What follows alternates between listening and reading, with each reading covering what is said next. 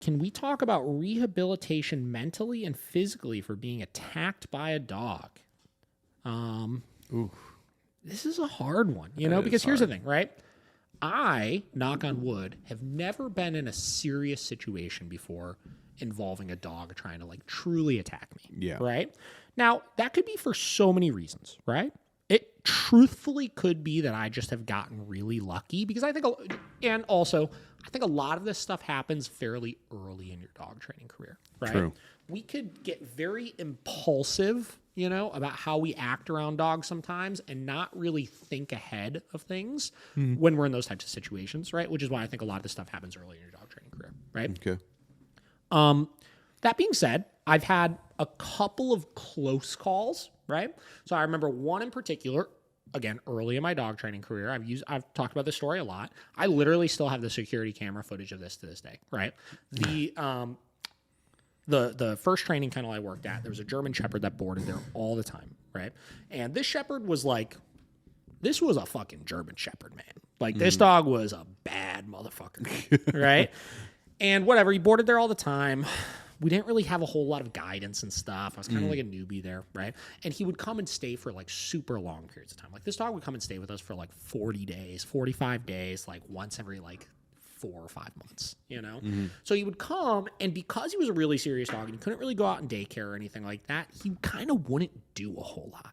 You know what I mean? He would kind of just stew and get bored. And this is a working dog that wasn't being challenged mentally or anything like that. And I'm a new trainer. I probably have been training dogs for maybe a year at this point, something like that.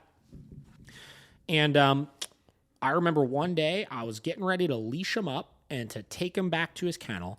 And I clipped this leash on him, and he just lunged at me, man. Like, just jumped right at my face, right? And I was able to, it's like I clipped the leash, he lunged, and I was just like, whoa, and just like caught him, right? Yeah. He's a big dog, right? And I caught him, and I'm like holding him away, and I'm like, I remember my brain being like, oh my God, like, what do I do, right? Like, what do I do now? And it was so fast, right? It was so fast. So I did that, and I start just kind of like spinning around because I'm like, if I stop and I'm stationary, right, this dog is going to jump back up and be able to get me again. Like, I'm not strong enough to just like hold him in one spot like this. He was too tall for it, frankly. So I start kind of spinning, right? So I could kind of spin him around a little so he couldn't get to me. And I start making my way towards the kennel area while I'm doing it. And whatever, like I had to stop at one point because like I was like getting dizzy and tired, and like I was like, oh my God, right? And like I think somebody else was there, but they were like outside or whatever. Like, and this all happened so fast, mind you. Oh right? yeah. And I get close enough to the kennel area. It's very apparent I'm not going to be able to get this dog into the kennel right now. So I wound up I think he actually like, kind of like chewed through his leash or something, right? And that happened. I was right by the kennel area. I ran into the kennel area and closed the door. Right. And like at that point, like he wasn't like trying to pursue me or anything like that. Really, what was happening in that moment was he did not want to go back to his crate. Yeah. He didn't want to go back to his crate. Right. And he told me, hey, dude, you are not going to take me back to my crate right now. Right. And had I not caught him in that moment, who knows what would have happened? Like, I'm sure he would have got me. Right. But like, I don't know if he would have like pursued me and like continued like trying to attack me or anything like that. I don't know. Right.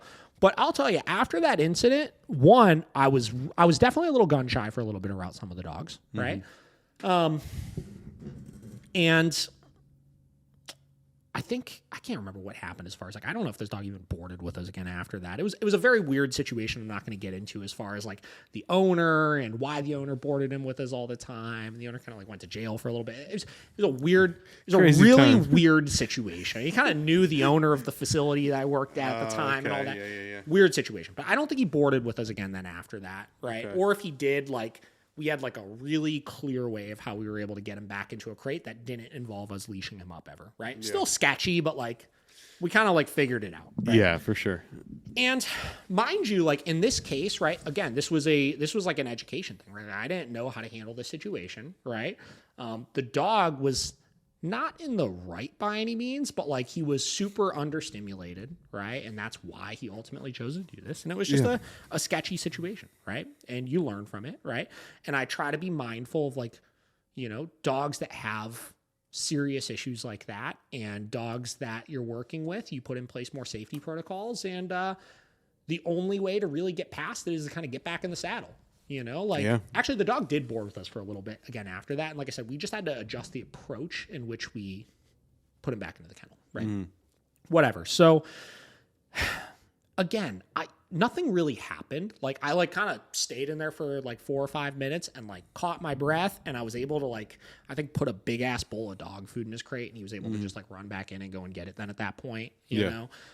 So it wasn't as traumatic as it could have been, obviously. Like I wasn't injured or anything, you know, but it was kind of a wake up call situation for me. Yeah. Right. And I think because that situation happened, I went into, you know, moving forward for pretty much the rest of my dog training career, I've been so mindful when I work with dogs because, like, I don't want to get, I mean, nobody wants to get bit. Like, I don't want to get fucking bit. I don't want to get attacked by a dog. No thanks. I also knew a lot of people that got seriously attacked by dogs, right? Like, I'm talking like really jacked up by dogs, right? And have been in scary situations, and just talking to them, man, like, it's hard to like some of those people I know, like, haven't been able to totally recover from that. Right? Like mentally, right? You're around dogs, and it's like, if you got jacked up by a dog, it's like, man, like you start becoming very aware of, man, that thing's got teeth. And if it really wants to in a minute, it can overpower me. I think it's a reality check too, when you start being around dogs with aggression issues, like even in a safe manner, if the dog has a muzzle on, you start being aware of how strong some of these dogs are, how fast some of these dogs are. I remember a story one time that Todd, the trainer that I used to go to do protection sports with, told me one time, where he had a colleague that worked with dogs, and he was in the working dog world, worked with German Shepherds, Malinois, stuff like that, right? And this guy was like a big, like, ex-Marine or something like that. Like, this was a tough dude, right? Not Todd, the guy Todd was telling me about. I didn't know the guy personally, but Todd's telling me, he's like, you know, this guy always thought, you know, if I ever get into a situation where a dog tries to come after me, he's like, you know, I think I could handle it and whatever, you know, like you know, like you just kind of like, like I could probably handle the situation, like fend him off or whatever. And he said he had a situation where a dog went after him, and this dog jacked him up, right? Like I think he like got him real bad on the leg or something like that, from what I remember of the story, right? But he's like, he always thought that he could do it. And then like push came to shove, and he was like, man, I was fucking wrong. You know? Like, so I think like all these situations, you know, I was put into dog training in this world where like I was able to see so much happen at such a young age, or a young point in my career, where I really realized like this shit is more serious than you think. Oh yeah. You know what I mean? This shit can be more serious than you think. These dogs are capable of so much more than you think. Yeah. Right? Where I try my absolute hardest to just be safe about it. You know, and as you get more experience, you learn how to read dogs better, right? Like all that type of stuff. Like, you know, it gets easier, but like the potential's always there. And you just have to be mindful of that. And I think if you've been in a situation where you got attacked by a dog, depending on the severity of it, you just need to come to grips with like, that is the reality of it, and that can happen. And do I want to keep working with dogs where there's a potential that kind of thing is going to happen again? You know, and I think depending on the severity of it, you could answer that question a little bit more easily, right? If you really got fucked up by a dog, it's like, maybe you want to pump the brakes on it, you know, and let yourself recover. And if you do start training dogs again, set some groundwork as far as, hey, like I'm only going to work with young dogs, or I'm going to work with dogs that aren't as strong. I'm not going to work with power breeds or whatever. Like you could set those rules, and there's nothing wrong with that. There's nothing to be ashamed of with that. Yeah. Right. Another trainer I know, it's down in the Tennessee area. I remember I went to a seminar to go speak at, and she was talking about working with dogs. She's like, I'm a little fucking person, you know, like I just don't, I don't feel as confident working through those types of situations, you know, especially by myself, right? That's another thing to factor in, right? Are you doing this shit by yourself? Is there other people around? Yeah. Right? There's so much that goes into that. And I think you need to just look at those types of things. You know, I think you need to ask yourself those tough questions. The only other time that I've been like bit really, I've had a handful of little bites, right? That were like truly like accident kind of situations. Like I'm either breaking up a dog fight and like reach in to go like break them up. And it's like inevitably you're going to kind of get bit in the process, or a dog's got a muzzle on and like I accidentally got my finger in it or something like that. Yeah. You know what I mean? Like there's a bunch of little stuff like that. The only other time that I actually got bit, right, like got the scar on the top of my hand from it, is I was working with this like Malinois Shepherd that I knew had some aggression issues, right? And this was maybe 4 years ago, something like that, maybe a little bit less, 3 years ago. And I just, ego kind of got in the way a little bit, right? And I had a first session with this dog, and I was like, oh, the dog is fine, right? The dog didn't have any problems. And session 2, I'm getting ready to start e-collar conditioning, right? And I'm working. It's in a one-on-one session with the owner. And I remember I went to go pull this dog under the bed, and he didn't like it, right? And he just turned around and jumped up and like grabbed my hand. And I was able to pull my hand away, same deal, pull that leash back. And the owner came over and grabbed the dog, right? And I had big ass fucking gash in my hand. I mean, it was probably 2 inches wide or something like that at that point. I mean, you're looking down straight into it. You saw the little stuff that's inside of your hand. Then at that point, So it's like that was another situation that happened. And again, let's take that exact example, right?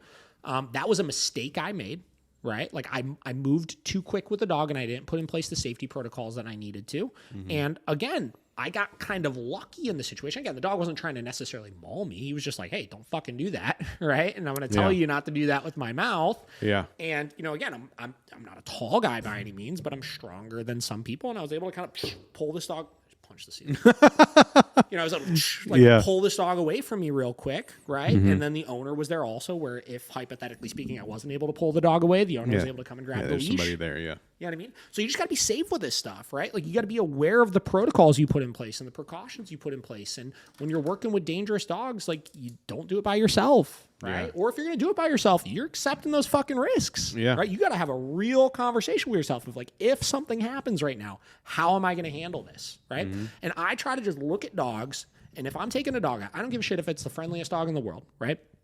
I'm very mindful of the emotional state that they're in. And I never just go like, nah, it's fine. They're just going to be fine. I always kind of have this like backup plan in my head. You know what I mean? Of like how I'm going to handle a situation. Yeah.